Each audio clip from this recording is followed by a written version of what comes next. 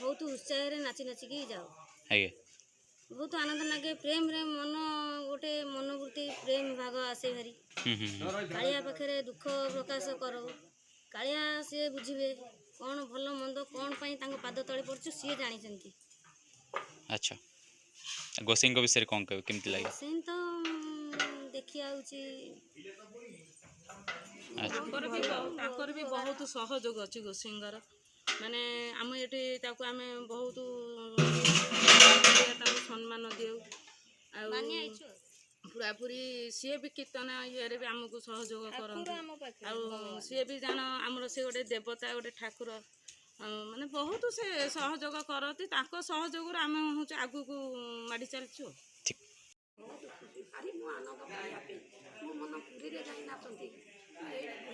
पूरी जाइछन्ति ना जाई नांते जाई सारे केते थर किंतु मत अनुसार पुओ कह तो झील बन ना छुआ लोक कहीं जाऊँ मो हई पचे मो जीवन जाऊ मु कालिया पाद तले पशिकी पशिबी हे प्रभु कालिया जगन्नाथ। कीर्तन भी करछन्ति? हाँ कीर्तन कर केमती लागे आनंद केमती लागे? न खाई न पी बहु आनंद खाली जोर कमिटी देखिए बुढ़ी मनुष्य ले मिली मुझे एते खुशी आम गोसाई महाप्रभु हे प्रभु आम नीलांचल निवासाय नित्याय परमात्मने बलभद्रं सुभद्रायां जगन्नाथाय ते नमो जगदानंद कंदाय प्रणतार्ति हराय च नीलांचल निवासाय जगन्नाथाय ते नमो। आज देवस्नान पूर्णिमा कौन कहबे आ द्वारा केमती कौन पालन करा जाय कालियार सेवा? देवस्नान पूर्णिमा आमर परंपरागत श्रीक्षेत्र आरंभ होई सब वर्ष पर जमी जगन्नाथंकर मानवीय लीला हिसाब से विधि विधान हिसाब से सब वर्ष करा जाए आमर मध्य करा जाए एथर किसी सब वर्ष करा जाउछि केमती कौन पालन करा जाए?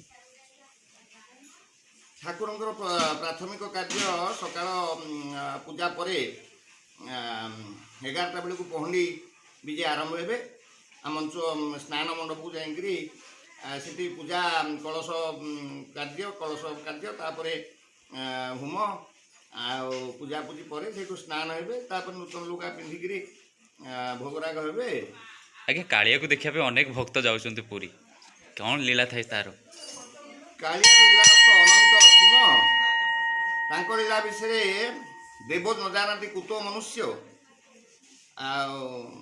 मानव माने कौन तांको लीला कहिबे देवता माने उद्यो जानि पारंती नहीं।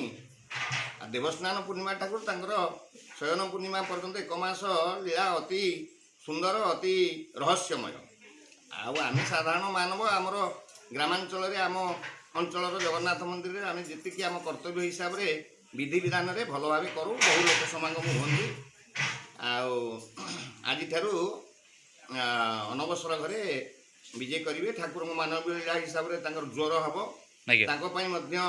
फुलुर तेल लगी हे दशमूली चार भोग हम गुप्त लीला चलो जैसे गोटे मनुष्यर सेवा कर मानवीय लीला हिसाब से सेवा मनुष्य जमी कराए से हिसाब से आगु रथयात्रा आगु रथयात्रा से प्रिपारेसन चलती हम सुंदर भाव आम दीपांचल नियाली ब्लकर सब बड़ रथयात्रा होमर एकबिरुआ मठ सुधानगर मठे केते वर्ष पूजी आसिले आप केते वर्ष पूजिले आप? हाँ मुझे 50 वर्ष ला पूजा करके आमर सेवक मैंने भी अच्छा प्रगाहारी महाराणा सेवक अच्छा अन्य सेवक अच्छा केमती लगे सेवा करी गोटे कोटियर जन्म मिली आपन को कालिया सेवा करी? हाँ कालिया सेवा केवल भक्ति भाव दरकार सेवा को उल्टेले बासे आज्ञा जे सेवार महत्व जानी सी कर सेवा धर्म अति गहन जी से समस्ते जापर जे केवल निज भक्ति भाव हिसाब से सेवार महत्व से जानवे सेवार अन्य नाम गोटे भक्ति भाव केवल। आज्ञा एकबुरा केमती रही लोकप्रियता कालिया प्रति केमती सेवा करछन्ति लोक माने? हाँ एकबुरा सुधानगर आमर ये अंचल प्राय सबू ग्रामर लोक कालिया प्रति अचला भक्ति हिसाब से ये नूतन जगन्नाथ मंदिर तैयारी चलती समस्त दान ग्रहण अति सुंदर भाव चलती सबू विधि विधान भल चलती। अच्छा द्वितीय श्रीक्षेत्र कहले भी चले? द्वितीय श्रीक्षेत्र कहले चले।